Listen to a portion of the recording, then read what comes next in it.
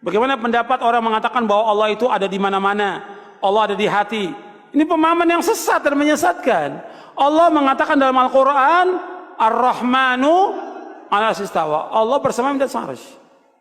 Sampai Nabi bertanya kepada budak, Aina Allah, di mana Allah? Jawab fis sama, di atas langit. Di atas langit artinya di atas langit. Yang ketujuh, di atas sidr, di atas arsy Allah itu. Wa man ana, siapa aku? Anta Rasulullah, engkau Rasulullah. Kata Nabi SAW, a'tiqha fa innaha mu'minah. Merdekakan dia karena dia seorang mukminah. Kita wajib menetapkan di tempat yang mulia yang Allah sendiri menetapkan demikian. Allah yang menetapkan, Allah di atas arsy.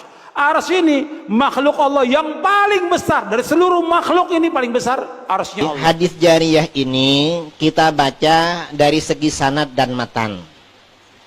Pertama, kalau dibaca dari segi sanad, Imam Al-Baihaqi dalam As-Sunan Al-Kubra, kisah jariyah ini mudraj min ba'din nusah.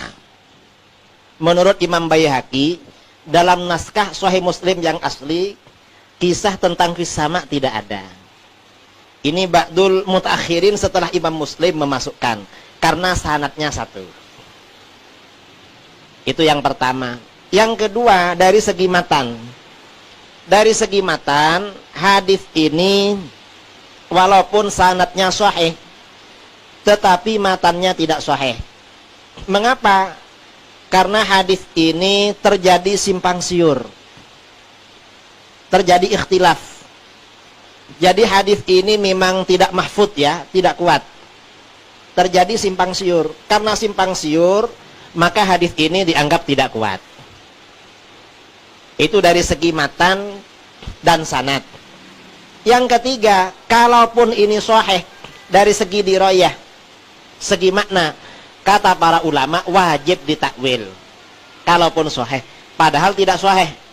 Kalau ditakwil, berarti yang ditanyakan oleh baginda kepada jariyah itu aina Allah, di mana Allah. Yang ditanyakan bukan makan, bukan tempat, tetapi baginda bertanya tentang makanah. Makanah itu artinya derajat atau kedudukan. Lalu dijawab fis sama, di langit, artinya Allah itu maha luhur. Jadi bukan tempatnya di langit. Mengapa begitu? Karena Allah ini maha suci dari tempat. Ini qat'i. Allah ini maha suci dari tempat, memang dalilnya qat'i. Tidak bisa dibantah kalau baginda ini maha suci dari tempat. Dalilnya mana? Di dalam Al-Quran, Al-Hayyul Qayyum.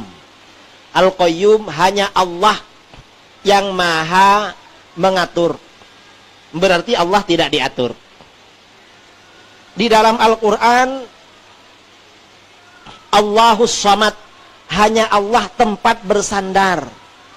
Berarti selain Allah tidak bersandar. Karena Allah tempat bersandar, mustahil Allah bertempat pada arasy. Dalam Al-Quran ada ayat huwal awwalu wal akhir. Hanya Allah lah yang maha awal. Yang dimaksud maha awal, wujudnya Allah tidak ada permulaannya.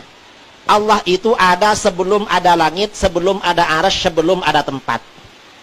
Sebelum ada tempat, sebelum ada langit, sebelum ada arasy, Allah tidak bertempat. Berarti setelah benda-benda itu tercipta, Allah tidak bertempat. Mengapa? Allah tidak berubah. Berubah itu adalah sifatnya makhluk. Itu dalil qat'i. Jadi bagaimanapun dalil itu tidak bisa hadis jariyah ini tidak bisa menjadi dalil. Kalaupun ini dipaksa-paksakan, Wahabi kalau di dalam Al-Quran dalilnya yang pertama, Ar-Rahmanu 'alal 'arsy istawa. Allah beristiwa pada arsy. Cara menolaknya, istawa ini lafadz mustarak, bukan lafadz nas. Maknanya ada 15. Karena itu tidak bisa ditentukan pada makna bertempat. Karena maknanya 15. Itu yang pertama. Yang kedua, kalau dipaksa-paksakan akan bertentangan dengan ayat lain yang memberikan kesan Allah tidak di langit, di arsy. Contoh, wa huwa ma'akum aynama kuntum. Allah bersama kamu dimanapun kamu berada. Sekarang kita ada di mana? Di rumah Habib Abdullah kan? Lah apa Tuhan ada di sini? Katanya ada di arsy, tapi kok ada di sini?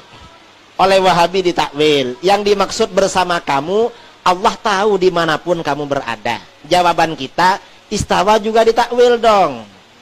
Kalau wa huwa ma'akum ditakwil, maka ini ditakwil. Karena sama-sama mutasyabihat. Jadi banyak ya. Atau ayat lain, wasjud waqtarib. Bersujudlah kamu dan mendekatlah. Lah, orang bersujud itu dekat pada apa? Dekat pada karpet kan? Lah apa Tuhan ada di bawah karpet? Kalau kita mendekat suruh bersujud.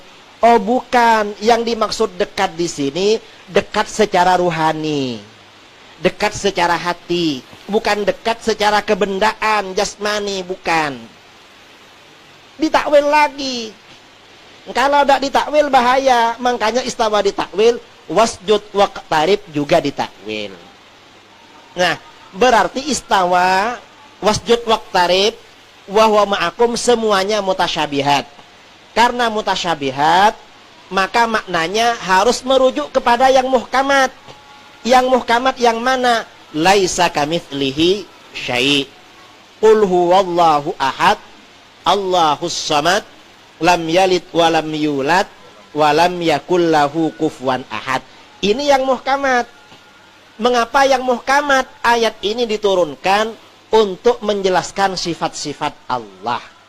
Istawa bukan sifat Allah.